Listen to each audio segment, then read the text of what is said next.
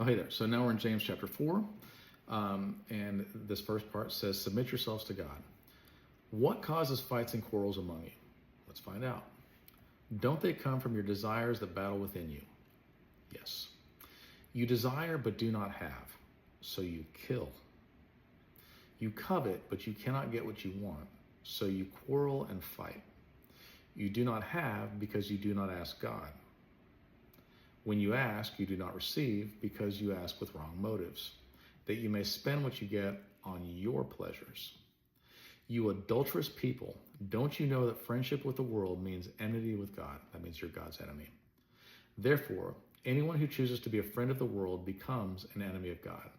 Or do you think Scripture says without reason that he jealously longs for the Spirit he has caused to dwell in us?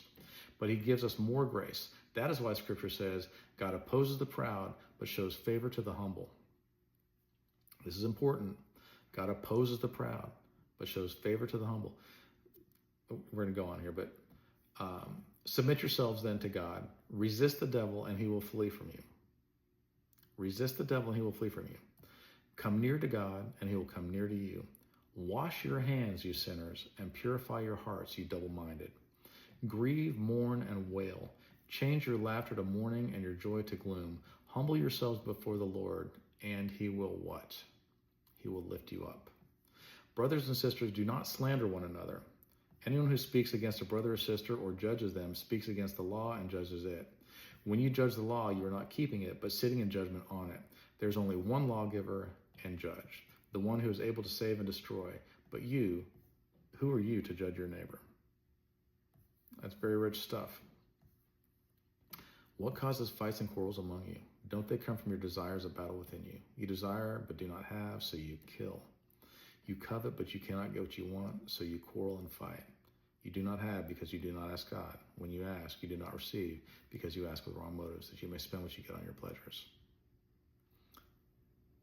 Is there a solution to that? Yeah, humble ourselves before God. Stop being so prideful. Pride comes before a fall, but humility comes before honor.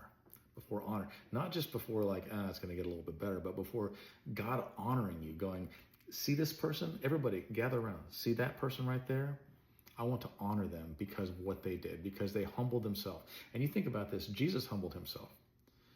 The God of the universe came down and became a human being. And although he could have called on myriads of angels, 10,000 times 10,000, he could have called on all of them to come and save him.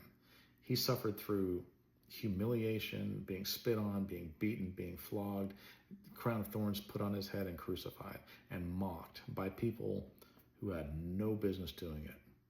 And he didn't raise his voice.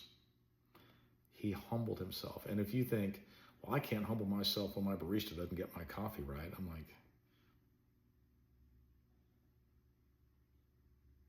maybe your perspective is wrong.